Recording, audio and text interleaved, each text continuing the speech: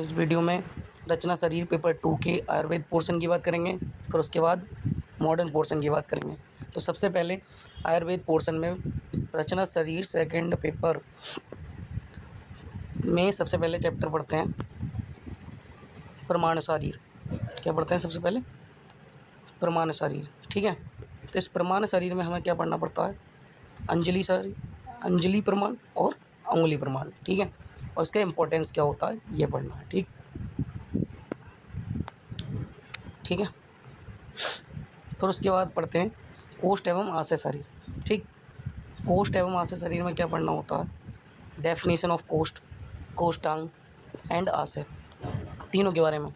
और कितने कोष्ठांग हैं किस आचार्य के अकॉर्डिंग, कितने आशय हैं किस आचार्य के according, according to Charak, according to Sushruta, ये सब। और क्लिनिकल इम्पोर्टेंस एंड जो अंग होते हैं हमारे उनके बारे में थोड़ा सा डिफाइन करना होता है। ठीक है, उसके बाद हम चलते हैं नेक्स्ट चैप्टर पे, सिरा शरीर।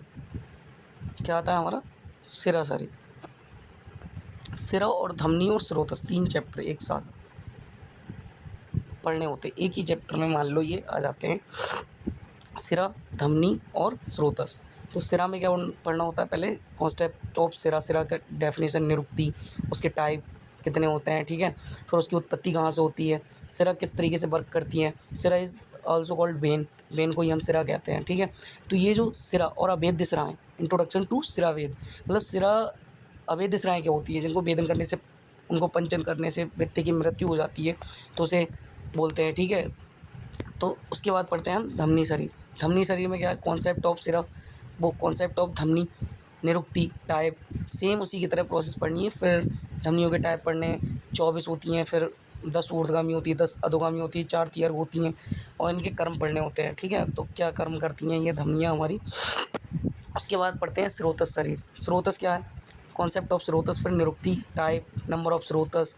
ठीक है, और जो है सुश्रुत ने सिरा धमनी को स्रोतस नहीं माना है, ये सारी बातें। और उसके बाद जो है टाइप ऑफ स्रोतस और इसके फंक्शंस क्या होते हैं, और जो चरक और सुश्रुत के अकॉर्डिंग जो टेबल दी हुई है हमारी बुक में, वो हमें याद करनी है बिल्कुल अच्छे से। ठीक है, उसके बाद हम आते हैं कला शरीर पे।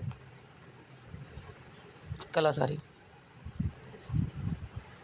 कला शरीर, कलाएँ पढ़नी होती हैं। डेफिनेशन ऑफ कला, कला इज़ आल्सो कॉल्ड मेम्ब्रेन। हमारी जो मेम्ब्रेन होती है उसी को हम कला कहते हैं। ठीक है, तो कला कितने टाइप की होती है, ठीक है, ये सब हमें, और इसका अप्लाइड एस्पेक्ट, कला की डेफिनेशन, ये सब हमें पढ़नी होती है। ठीक है, इसकी ट्रिक होती है मारा मेस पुपिसु। इस तरीके से आप कला के नाम याद कर सकते हैं। अगर आपको चाहिए तो आप कमेंट कर सकते हैं, मैं आपको प्रोवाइड कर दूँगा।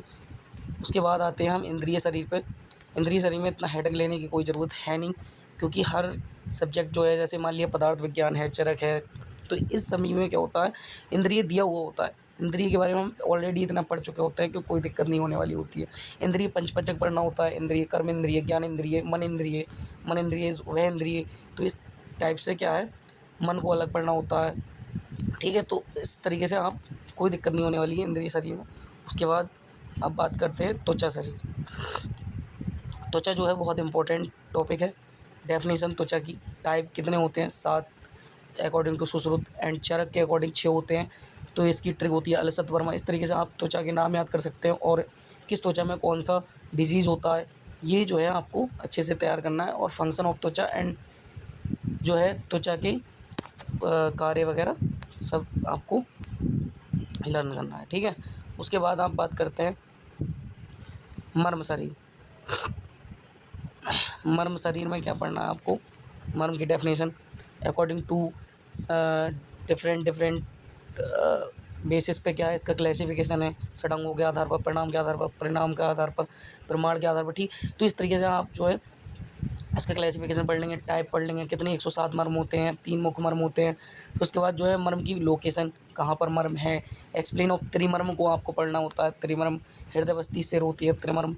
ठीक है, तो ये बहुत ज़्यादा इंपॉर्टेंट है। ये हो गया हमारा आयुर्वेद पोर्शन। ठीक है, इतना हो गया आयुर्वेद पोर्शन। प्रमाण शरीर, कोष्ठ एवं आशय शरीर, सिरा, धमनी, स्रोतस, कला, इंद्रिय, त्वचा एंड मर्म शरीर, इतना हमारा हो जाता है। उसके बाद आते हैं हम मॉडर्न टॉपिक पे।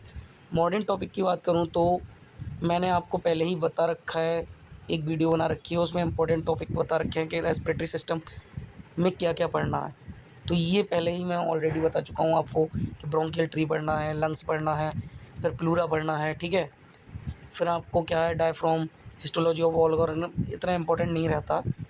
फिर हमको फेरिंग्स लैरिंग्स ये पढ़ लेना है, ठीक है। तो ये रेस्पिरेटरी सिस्टम की बात हो गई यहाँ पे। उसके बाद चलते हैं डाइजेस्टिव सिस्टम पे। तो यहाँ पर आपका सबसे इम्पोर्टेंट ऑर्गन जो है ये है लिवर। लिवर आपको अच्छे से तैयार करना है। फिर जो डाइजेस्टिव जूसेस हैं उनके सभी के फंक्शंस, ये सब डाइजेस्टिव जूस आपको तैयार कर लेना है। और रीजन्स ऑफ एब्डोमेन, ठीक है। तो और पेरिटोनियम बहुत ज़्यादा इंपॉर्टेंट है, इसका क्लिनिकल इंपॉर्टेंस, और जो कि मैंने आपको पहले ही वीडियो प्रोवाइड कर दिया, आप वो देख सकते हैं। तो आपको इतना हेडेक करने की कोई ज़रूरत नहीं है, ठीक है। अब आइए चलते हैं नेक्स्ट उस पे टॉपिक पे, कार्डियोवैस्कुलर। इसमें भी मैंने आपको बता रखा है, वो आप उस वीडियो को जाकर जब देख लेंगे ना तो आपको कोई इतना घबराने की ज़रूरत नहीं होगी। फिर आते हैं यूरिनरी सिस्टम में क्या क्या आपको kidney, ureter, urinary bladder, urethra, ये सब आपको इसमें आ जाते हैं यूरिनरी सिस्टम में, ये आपको पढ़ने होते हैं। तो इसमें कौन से इंपॉर्टेंट है बस वो आप पढ़ लीजिए अच्छे से। और इसके बाद आप आते हैं रिप्रोडक्टिव सिस्टम पे। रिप्रोडक्टिव सिस्टम में आपको स्पर्मेटोजेनेसिस, मेंस्ट्रुअल साइकिल, यहाँ पर टेस्टिस, प्रोस्टेट ग्लैंड बहुत इंपॉर्टेंट है, यूट्रस बहुत इंपॉर्टेंट है। तो ये सब आपको तैयार कर लेने हैं अच्छे से। फिर उसके बाद आते हैं सेंसरी ऑर्गन पे। सेंसरी ऑर्गन आपको 3 तो बिल्कुल रट लेने हैं। एक तो आपका आई है, एक ईयर है और एक स्किन है, ठीक है। तो ये 3 तो आपको, और एक अलग से आता है टॉपिक मसल ऑफ टंग, ठीक है, बहुत ज़्यादा इंपॉर्टेंट है। और मीडियल या लेटरल वॉल ऑफ नोज़ ये पूछ लिया जाता है। तो आप इन टॉपिक्स को अच्छे से तैयार कर लें। तो ये हमारा हो गया मॉडर्न पोर्शन भी। और सबसे पहले हमने आयुर्वेद पोर्शन के बारे में बात की थी। तो यहाँ पर 9 चैप्टर थे आपके आयुर्वेद पोर्शन में। उसके बाद क्या है, यहाँ पर जो हमने मॉडर्न पोर्शन की बात करी है, तो यहाँ पर 6 चैप्टर हैं। तो ये आपको अच्छे से तैयार कर लेने, फिर आपको कोई प्रॉब्लम नहीं होगी, ठीक है।